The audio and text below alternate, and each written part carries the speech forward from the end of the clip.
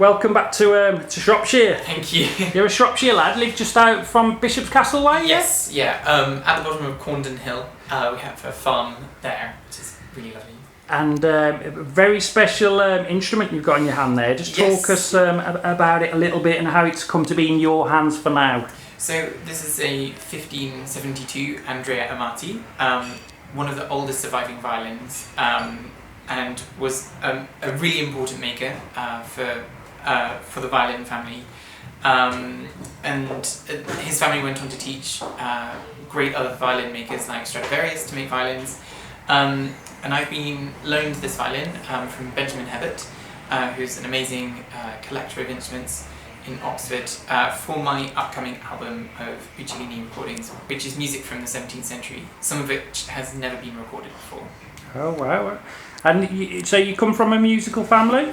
I don't come from a musical family. I come from a family of farmers. However, they do appreciate a wide range of music. And you were saying off camera when we were chatting, you were 5 years old when the love for the violin took you. I think it would have been something around 5 years old when I definitely found an interest in music. I still love being outside, love being on the farm, but fell in love with the violin, and that's never changed. So have you flirted with other instruments? Was there a period where you were kind of doing the Nirvana with the electric guitar? I wish, actually.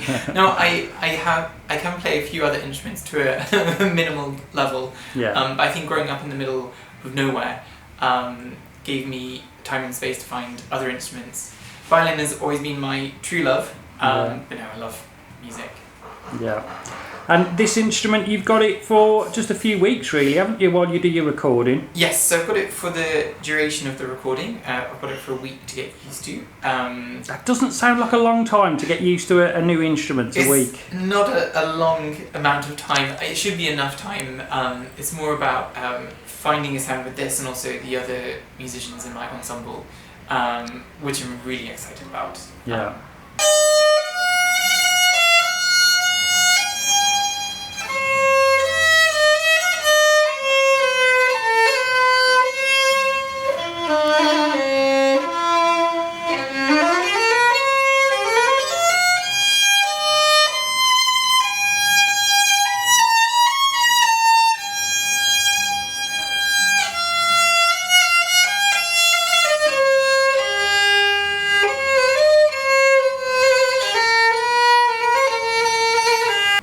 So where do you live now and do most of your playing now then? So I've been based in London for a while. I finished my studies at the Royal Academy of Music and the Royal College of Music, and I've sort of been based there. I play with a few Baroque orchestras there, like the Academy of Ancient Music. I do a lot of solo stuff. I've recently been on tour to Venice, doing lots of concertos, and played all over Europe in different ensembles. Do you, as you move around Europe, is there a different levels of appreciation for this kind of music, or there's an interest of Baroque music throughout the UK and Europe. There's lots of different ways of playing, and I've sort of done this grand tour this past year, working in Venice, in Belgium, in France, a little bit in Holland, and also in Spain. I've just come back 2 days ago from a tour in Spain. Yeah. And I've really enjoyed finding so many different ways of playing music, different sounds, different composers. It's been really exciting. And what's next for you then? So you've got this album you're recording. Yeah. So I'll be finishing my album in a few weeks, and then I'm off to the Proms, where I'm joining an orchestra called Arcangelo for a Bach Passion. Yeah. And then I'll be starting my position as one of the associate leaders of the London Baroque Orchestra. So this is it for you. This is your life path now, isn't it? Yes. Yeah. You're set on that journey a long time ago. Yeah. I sort of made the decision, to be honest, a long time ago, and it's all coming together now, which is fantastic. I suppose we have to ask. I mean, while we've been doing our photo, I've been doing my best to keep well clear of that violin.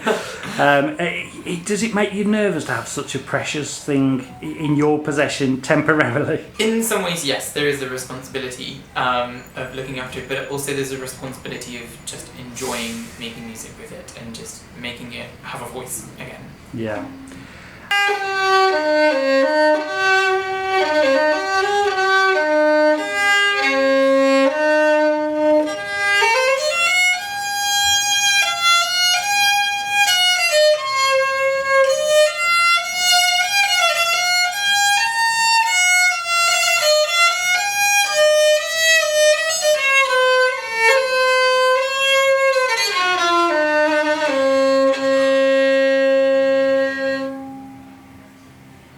And I suppose we should give a nod to the people of Bishop's Castle. They did a little GoFundMe, didn't they, while the concerts were off, sort of thing. Well, throughout the pandemic, it was obviously very difficult for many musicians and artists, and especially people like myself who were recent graduates, who sort of fell through the net when it came to funding and assistance throughout the pandemic when there was no work.